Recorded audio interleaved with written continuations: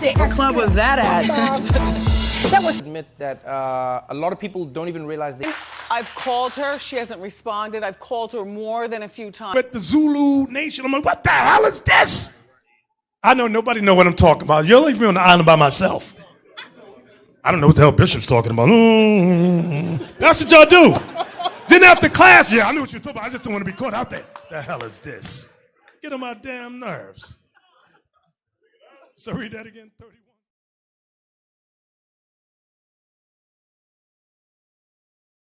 How y'all doing? Y'all together? No? What's up, sis? What's your name? You found your nationality on this side? You the top one? Yeah. How about you? You had a question earlier? I heard you talking to him. Huh? You had a question earlier? About what? About anything, because I saw you talking to him earlier. I got a real question. Oh, he did? What he asked you? Oh, praise it. What's your name? My name Marcus. Marcus? Yeah. And what's your name, sis? My name's CJ. CJ. So Marcus and CJ. So you found your nationality on that sign. You saw where it says Judah. Marcus, you're an American black?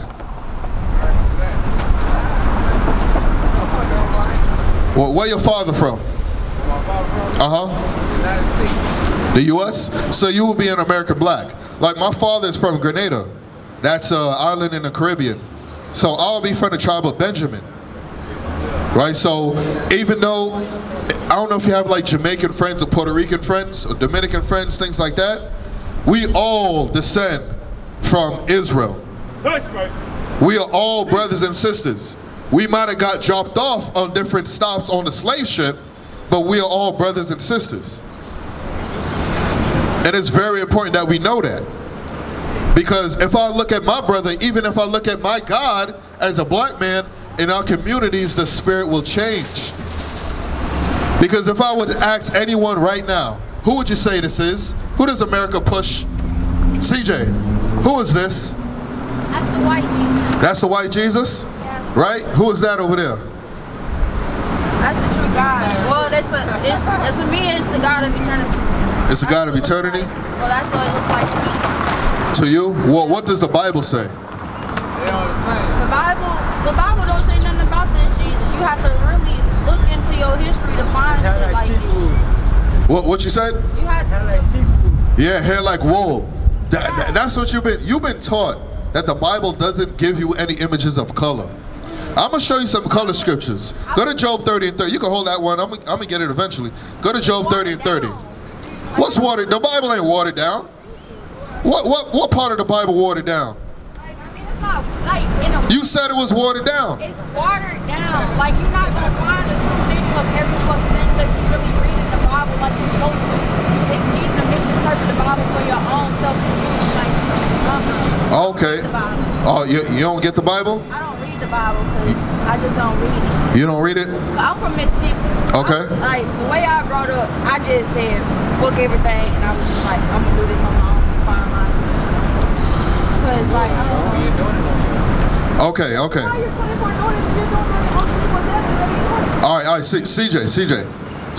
I'm gonna show you some of the instructions in the Bible. The Bible teaches you how to read it in order to get the understanding. If you don't follow the instructions on how to do this, you will never understand how to fully process the knowledge in the Bible. So you go with Isaiah. Yeah, read Isaiah 28. Isaiah chapter 28 and verse 10. For precept must be upon precept. So a precept, meaning a portion in the Bible, must be upon another precept. Meaning one spot in the Bible has to line up with another spot in the Bible. Go ahead. Precept upon precept, line upon line, line upon line. Here a little. So here a little in the Old Testament. Go ahead. And there a little. And there a little. Give me Psalms 110. Here a little and there a little. Meaning if you find something in the New Testament, it's not going to contradict what is said in the Old Testament. Vice versa. CJ, come back. CJ, don't worry about the bus for right now. What I want to do is I want to teach you how to properly understand the Bible. This is the only book that will give you the answers to what you've been searching for your whole life. A precept in the Bible must be upon another precept. Go ahead, read that, Psalms 110. Psalms 111 and verse 10.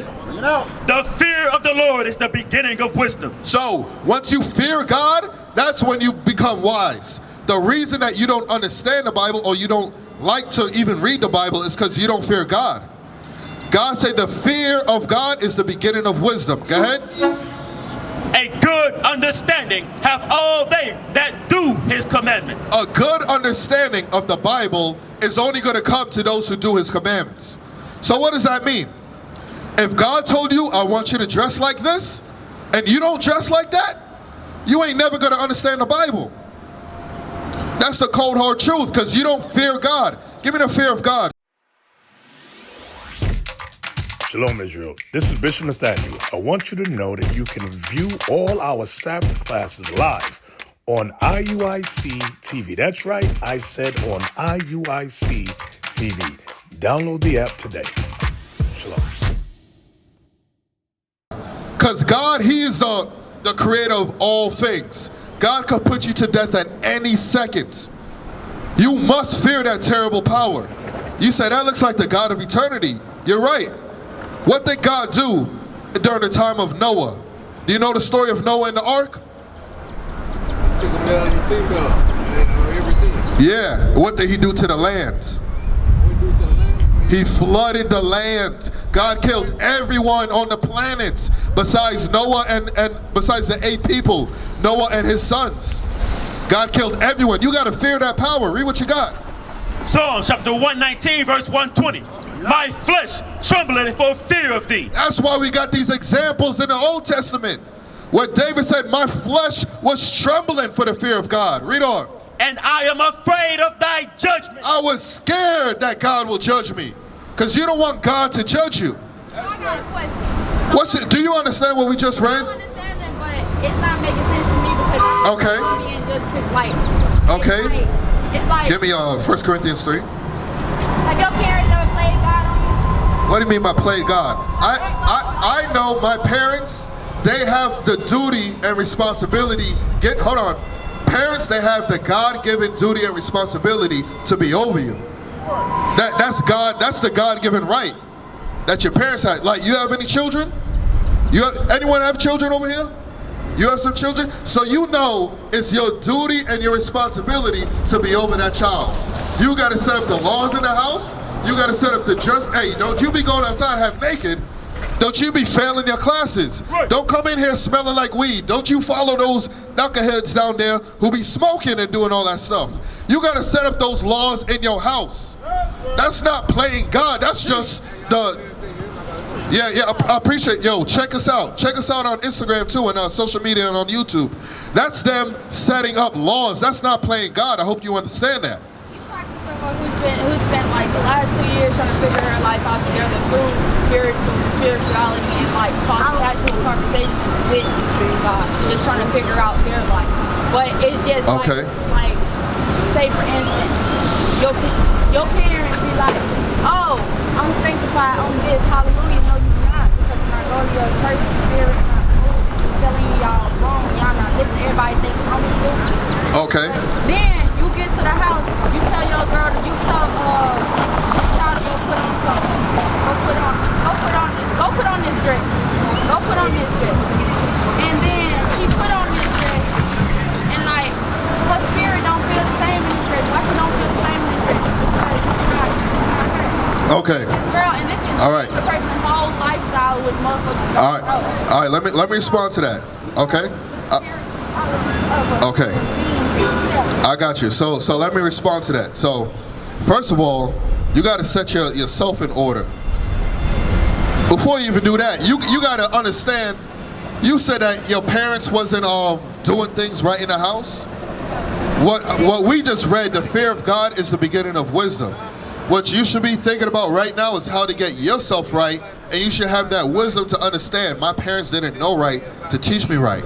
Did your parents ever teach you that Christ was a black man? My parents swore to God that Jesus was white. Exactly. So they didn't know better. Where did they learn that from? They learned that from slavery. That thought process descended down. But at the same time, they're still over. You still gotta listen to them, unless they telling you to do some type of sin. That's when you be like, that's when you have the wisdom and understanding, which is what you're lacking right now. That's why you gotta, hold on, no, the Bible said I can't do that. Because at the end of the day, you gotta obey God rather than men. So I'm gonna show you one of God's commandments, because I'm focusing on you, CJ. Focusing on you. I want you to get the wisdom and understanding so you could change from your wicked ways to properly repent. Don't worry about it, try to find, what other people are doing. Let's talk about you. Give me 1 Corinthians 3:16. 1 Corinthians chapter 3, verse 16. Know ye not that ye are the temple of God? So ye are the temple of God. CJ, your body is the temple of God. Did you understand that? You understood that before? Yes, okay, so your body is the temple of God. Go ahead. And that the Spirit of God dwelleth in you. Any man that defile the temple of God, him shall God destroy. Any man who defiled the temple, God's Spirit is dwelling within you, CJ. So if you defile your temple where God's Spirit is dwelling, what is God going to do to you? What is he going to do? We just read it. Read it again. If any man defile the temple of God, him shall God destroy. Destroy. How would God destroy? Wait, let's find out, what does defiling your temple mean? What does it mean to defile your temple? To destroy it. CJ, how do we destroy our bodies today? You said what? Drinking, drugs, smoking. Yeah. CJ, you have a cigarette in your hand. You're not supposed to be smoking. That is it. What does it say on the box of cigarettes? Warning, it does what? It does what? And God's Spirit is dwelling within your body. It destroys the, we just read it. Read it again. Read it again. 1 Corinthians 3:16. Read it. CJ, we just read it. We just read it, right? I'm going to read it a little bit slower, okay? Read. 1 Corinthians chapter 3, verse 16. Know ye not that ye are the temple of God? CJ, the temple of God. Your body is the temple of God. Read. And that the Spirit of God dwelleth in you. Spirit of God dwells within you. Go ahead. If any man defile the temple of God, him shall God destroy. God will destroy you for defiling his temple. And you defile your temple by smoking cigarettes that causes cancer. I don't see it so much today, but remember you used to see the commercials where someone was smoking and they had to have that surgery and they had the hole in their neck and they had to talk with the voice box. You ever seen that? Hey, God doesn't want his temple to get to that way. He doesn't like that thing. So you should, how old are you? You're too young to even be, people say they smoke because they are stressing out about something. You're 22. You just started living. You just started living. What's the average age of the human lifespan? Well, what's the average age? How long do people typically live for? About 70. About 70, right? What's half of 70? 95. You said 95. I'm gonna go with 70. That's fine. What's half of 70? 35. You just 22. You ain't even reached the halfway mark. You just got out of high school, like, what, 5 years ago? Come on, CJ. Now's the time when you gotta understand, you know what? I do not know better. I maybe should, try to get some wisdom. I should hang around people with some type of sense. Because the people you hang around will influence you. And that's the cold hard truth. Right? And you said something before. You said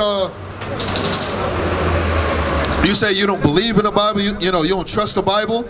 But that's because you have never got yourself around men or women who are actually keeping the laws, who got some understanding. What you got? Yeah, give me that. Sirach chapter 37 and verse 12. But be continually with a godly man. So you got to be continually with godly men, godly women. Read. Whom thou knowest to keep the commandments of the Lord. CJ, you got to know to keep God's commandments. You got to be around those who are keeping God's commandments. That's the only way you're gonna prosper in life. Because if I was your friend, right, and I saw you smoking, I'd be like, yo, CJ, what you doing? What you smoking for? You killing yourself. Because the average person lives till 70, but the smoker maybe 40, maybe. They're lucky if they didn't change around what the ingredients in cigarettes.